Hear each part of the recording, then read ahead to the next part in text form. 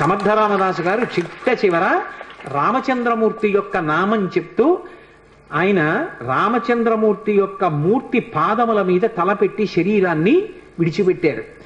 హనుమయే ఈ దేశంలో ధర్మాన్ని నిలబెట్టడానికి ఒకప్పుడు సమర్థరామదాసుగా వచ్చారు. ఎందరూ పొందారండి హనుమత్ సాక్షాత్కారం. ద్వైతమతావలంబకులు మహానుభావులు రాఘవేంద్ర స్వామి వారు హనుమ యొక్క సాక్షాత్కారాన్ని పొందారు. ఆయన్ని చిన్నతనంలో వెంకటనాథుడు అని పిలుస్తుండేవారు. ఆయన కటిక పేదరికం అనుభవించారు. శిష్యులందరికీ కూడా వేదాంత పాఠం చెప్పి దొరికినదేదో అది తినేవారు. ఆయన చరిత్ర గురించి చెప్తూ కొన్ని అద్భుతమైన విషయాలు చెప్తారు. వారి భార్య గారికిట ఒక్కటే చీర ఉండేదిట. ఆ చీర సగభాగం కట్టుకునేవారట, సగభాగం తడిపి ఆరేసేవారట. అవతలది ఆరితే ఆ ముక్క కట్టుకుని ఈ ముక్క ఆరేసుకునేవారట ఆవిడ. అయినా సరే దరిద్రాన్ని పక్కన పెట్టి భర్త గారిని అనుగమించినటువంటి మహాపతివ్రత. అటువంటి తల్లి, ఒక్కగానొక్క కొడుకు, శిష్యులకి వేదాంత పాఠం చెప్పి దొరికితే తినడం, లేకపోతే ఉపవాసం. అటువంటి వారు ఒకసారి ఒక చోటికి శుభకార్యానికి వెడితే ఆయన్ని పిలిచి గంధం తీయమన్నారు వచ్చిన అతిథులందరికీ గంధం పెట్టడానికి. సూక్త పఠనము అని ఒక మాట ఉంది లోకంలో. పరమభక్తితో సూక్తాన్ని పఠిస్తే సూక్తాధిదేవత అనుగ్రహిస్తుంది. ఆయన అగ్ని సూక్తం చదువుతూ గంధం తీశారు. తీస్తే ఆ గంధం అందరూ బొట్టు పెట్టుకున్నారు. ఒళ్ళు మంటలు వచ్చేసింది వచ్చిన అతిథులకి. ఎక్కడది ఈ గంధం, ఎందుకు ఇలా మంటలు వచ్చిందని అడిగారు. ఆ యజమాని అడిగాడు రాఘవేంద్ర స్వామిని, ఎందుకు ఇలా మంటలు వస్తున్నప్పటికి ఇంకా వెంకటనాథుడు ఆయన పేరు, ఎందుకు ఇలా మంటలు వచ్చిందని అడిగారు. నేను అగ్ని సూక్త పఠనం చేస్తూ ఈ గంధం తీశాను అన్నారు. ఏమిటి, అగ్ని సూక్తం చదువుతూ నువ్వు గంధం తీస్తే ఒళ్ళు మంటలు వచ్చిందా? నువ్వు వరుణ సూక్తం చదివితే చల్లబడుతుందా అన్నారు. చల్లబడుతుందన్నారు. ఏది వరుణ సూక్తంతో తీయన్నారు. ఆయన వరుణ సూక్తం చదువుతూ గంధం తీశారు. ఆ గంధం పెట్టుకుంటే అందరికీ ఒళ్ళు చల్లగా అయిపోయింది.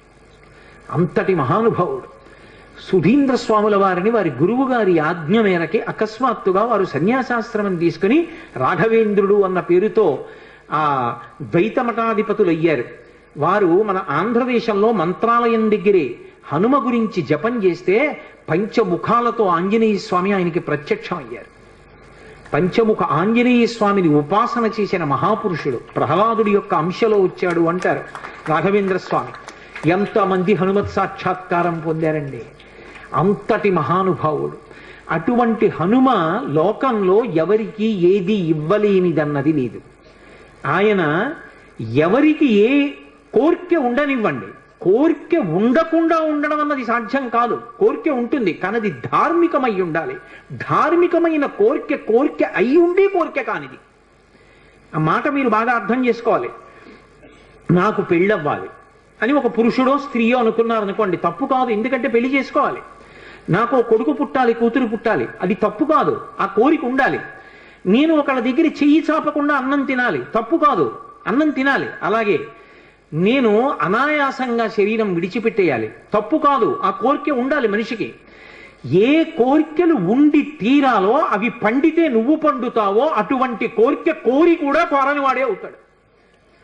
అటువంటి కోరికలు ఉండాలి. ఆ కోరిక తీరకపోతే లోకంలో చాలా సులువైనటువంటి మార్గాన్ని పరాశర సంహిత చెప్పింది. పరాశర మహర్షి నిన్న మీతో మనవి చేసి ఉన్నాను. హనుమకి సంబంధించినటువంటి ఉపాసన రహస్యములనన్నిటినీ క్రోడీకరించారు. క్రోడీకరించి మనకి సంహితా రూపంలో ఇచ్చారు. అందులో చెప్పారు శ్లోక రూప మంత్రం. అది మంత్రం అయితే మళ్ళీ అందరూ చెప్పడానికి సావకాశం కలగచ్చు, కలగకపోవచ్చు, ఎందుకంటే స్వరభేదం ఉంటుంది. కానీ అది శ్లోక రూప మంత్రం. అందుకే తప్పు చెప్పకుండా చెప్తే చాలు. హనుమకి ప్రదక్షిణం చేస్తూ నిశ్శబ్దంగా మాట్లాడకుండా ఆంజనేయం మహావీరం బ్రహ్మ విష్ణు శివాత్మకం తరుణార్క ప్రభం శాంతం ఆంజనేయం నమామ్యహం, ఈ శ్లోకం చెప్తూ హనుమకి 108 మాటలు ప్రదక్షిణం చేసి వక్కలతో కాని, పువ్వులతో కాని, అక్షతలతో కాని మాత్రమే లెక్క పెట్టాలి. కాగితం మీద గుచ్చడం, పెన్నుతో కొట్టడం అలా చేయకూడదు. వక్కలు 108 ఓ డబ్బాలో పట్టుకెళ్ళి, ఖాళీ డబ్బా పట్టుకెళ్ళి ఈ ఒక ప్రదక్షిణం చేసినప్పుడు మళ్ళీ స్వామి దగ్గరికి రాగానే నిలబడి ఈ శ్లోకం చెప్పడం. ఆంజనేయం మహావీరం బ్రహ్మ విష్ణు శివాత్మకం తరుణార్క ప్రభం శాంతం రామదూతం నమామ్యహం అనడం. ఆ వక్క తీసి పక్క డబ్బాలో వేయడం. 108 ఇందులో వక్కలు అందులోకి వచ్చాయంటే 108 ప్రదక్షిణాలు అయిపోయాయి. మళ్ళీ వక్కల డబ్బా పట్టుకుని ఇంటికి వెళ్ళిపోవడం. హనుమ యొక్క ప్రదక్షిణముల చేత ఆయన అనుగ్రహంతో ఎటువంటి కోర్కెలను కూడా ఆయన తీర్చగలిగిన శక్తి కలిగిన వాడు అని అనుభవించిన పెద్దలు చెప్పిన మాట. అలాగే అకస్మాత్తుగా విపరీతమైనటువంటి రోగం ఏదైనా శరీరానికి ఏర్పడి భయం కలిగితే, హనుమానంజనాసు నో వాయుపుత్రో మహాబల అకస్మాతా గతోత్పాతం నాశయాసు నమోస్తుతే, ఆ శ్లోకం చెప్పాలి. అకస్మాత్తుగా రోగం వచ్చింది, స్వామి నన్ను కాపాడండి, ఈ శ్లోకం చెప్పి ఆయనకి ప్రదక్షిణాలు చెయ్యాలి.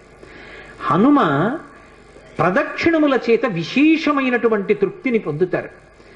అటువంటి హనుమకి ప్రదక్షిణాలు చేస్తూ, ప్రదక్షిణం అంటే గబగబ గబగబ నడవకూడదు, అడుగుల చప్పుడు వినపడకుండా నడవాలి. అలా నడుస్తూ ప్రదక్షిణం చేసి ఈ 2 శ్లోకాల్ని అవసరాన్ని పట్టి అనుసంధానం చేయడం నేర్చుకుంటే ఆయన అనుగ్రహంతో రోగాన్ని నివారణ చెయ్యగలిగిన వైద్యుడు దొరుకుతాడు అని దాని అర్థం. ఆయన అనుగ్రహంతో రోగం పోతుంది. 2, ఆయన అనుగ్రహంతో ఎటువంటివైనా, అంటే నా ఉద్దేశం గొంతెమ్మ కోరికలు అని కాదు, నేను అమెరికా అధ్యక్షుడిని అయిపోవాలి అన్న కోరిక కాదు.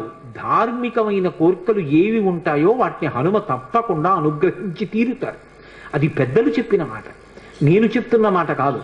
అందుకే అంతటి మహానుభావుడైన అటువంటి హనుమ చాలా తొందరగా ప్రీతి పొందేది దేనికి అంటే రామనామం చెప్పడం చేత. మీరు రోజు రామనామం వ్రాయడం అలవాటు చేసుకున్న, రామనామాన్ని కీర్తించిన, రామనామం పలికిన పరమ ప్రసన్నుడైపోతారు.